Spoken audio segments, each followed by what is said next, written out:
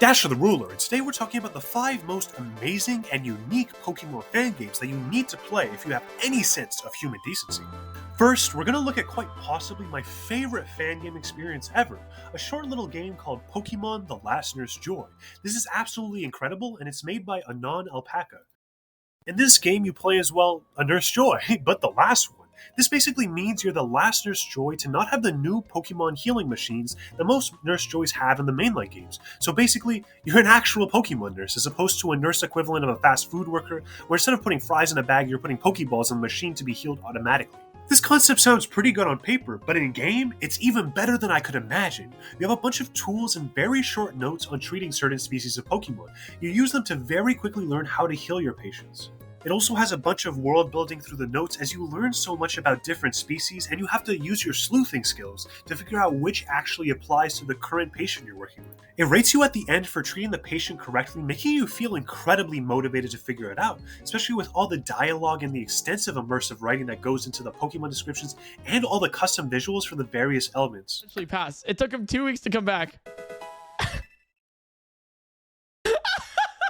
There's 4 different ranks and I got the lowest? Bro, I should have amputated. Anyways. Not only does the game have this amazing feature, but instead of just milking this mechanic until it gets stale, it explores many other cool, very unique concepts that I've never seen in other fan games. But I'll let you experience those yourself, since it's pretty hype when it randomly happens, and it'd be major spoilers for me to explain more in depth than what I've already said. Anyways, I'm going to be giving ratings for each of these so you can quickly see what their strengths and weaknesses are, and for this one, I would say the pure gameplay is a 9.5. It's actually amazing. The story is also really interesting and dives pretty deeply into vivid concepts surrounding Pokemon that I think will keep most people really engaged. So that's definitely like a 9.5 and honestly maybe a 10.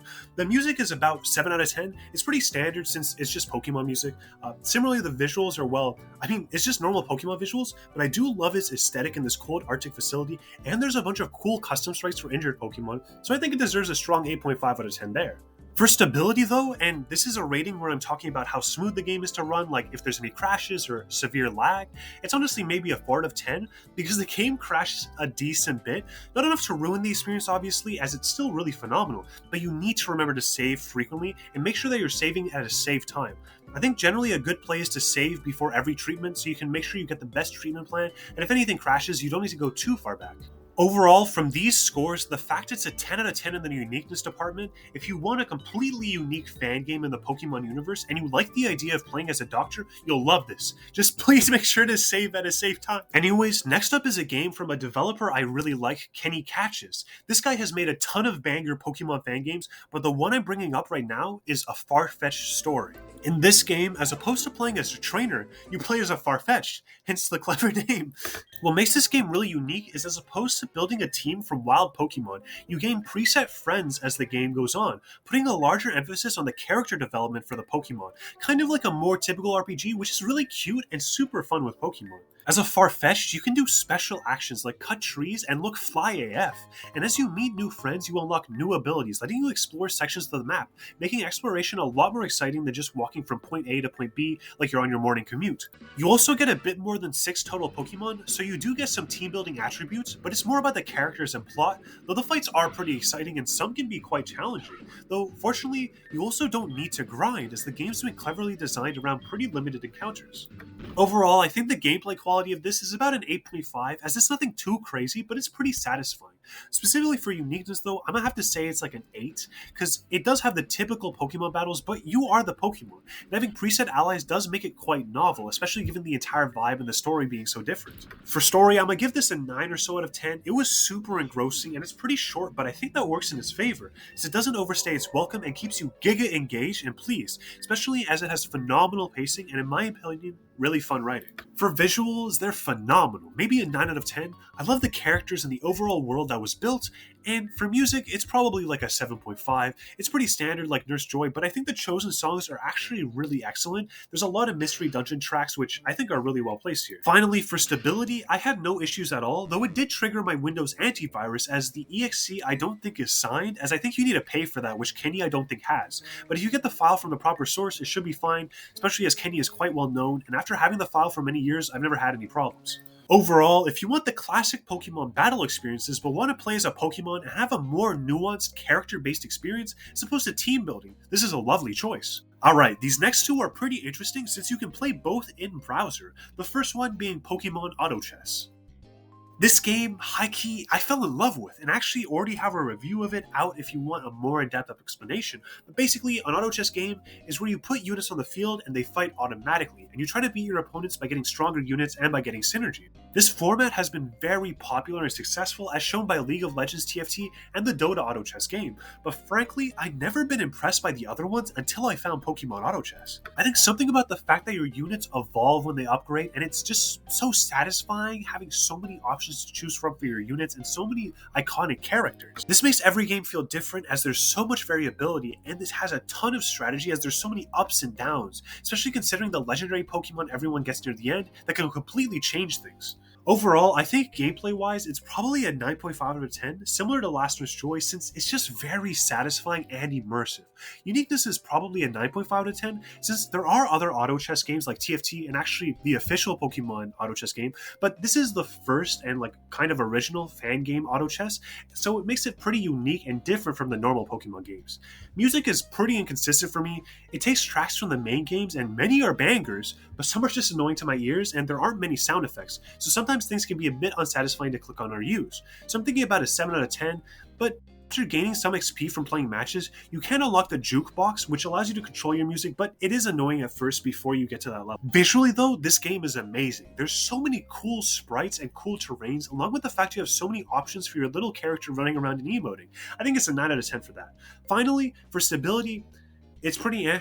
The game has some lag issues sometimes and servers do crash sometimes, but generally it's not that big of a problem, just more noticeable than a normal Pokemon game. But since it's in browser, it's generally easy enough to just reload your page if you crash, and every patch seems to make it more and more stable, so I think I'll give it a 6 out of 10, and probably within the next couple of months it'll just be getting better and better until it's not a problem. Also for story, there ain't no lore. The only story you may get is stories about your friends roasting each other, so I'm just going to give it a nothing. It ain't really applying too much here. But overall, it's amazing. It's very auto chess, so if you like that concept of auto battling, you'll love it. I know me and my friends have. Anyways, the other browser game I'm talking about is PokeRogue, which you've probably heard about. It's basically a Pokemon roguelike, which, was pretty on the nose, similar to Pokemon Auto Chess. In it, you start with a team of Pokemon you can actually choose completely yourself, though obviously there are some limits, but you'll unlock more Pokemon as you go along. Once you've picked your party, you start fighting enemies and encountering events, trying to manage leveling all your guys properly and using your limited money and healing to keep them healthy, as they do not heal after every fight. You'll also have boss fights every so often, though you do get to heal after these, so it is nice, but you do gotta beat them first. You also have this really cool rival that fights you and gets very challenging over the course of the game, though you also get passive items to kind of match them by becoming super strong. For example, here I was playing with a Porygon that was spamming Tri-Attack, so adaptability was increasing its damage, and also I got a Silk Scarf, which passively increases all his normal type damage by 20%, and you can stack these, so he could become insanely strong. Your end goal is to beat the final boss, which can be really hard, but very epic and rewarding to do. Plus, because you get so many possible power-ups and some Pokemon get unique abilities and moves they can't normally learn, you have a lot of interesting combos you can try out over the course of many runs. Overall, I think because of this, the gameplay's a solid 9. I had a really good time.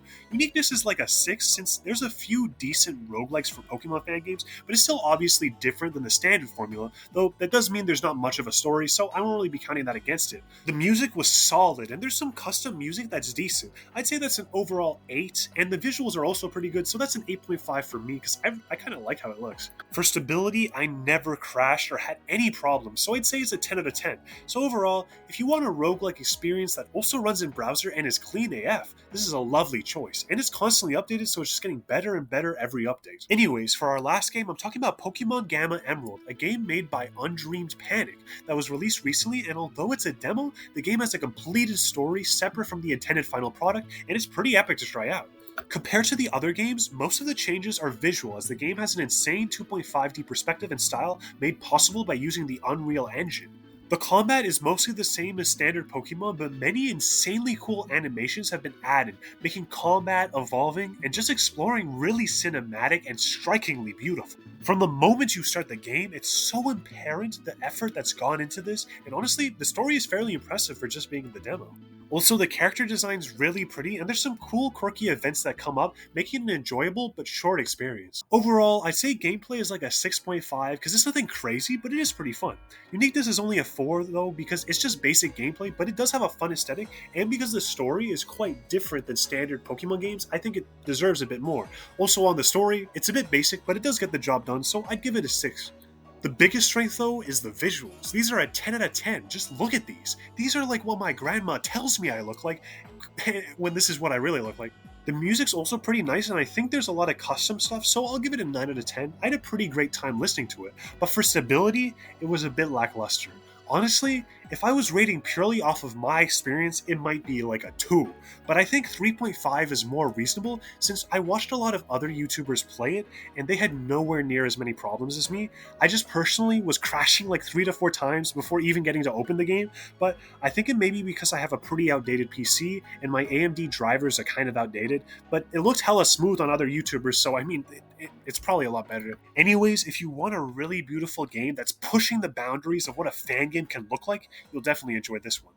And with that, we done. What fan games did you think may be on the list that weren't? And if you try any of the fan games and enjoy them, feel free to tell me in the comments. I hope you guys have a great day.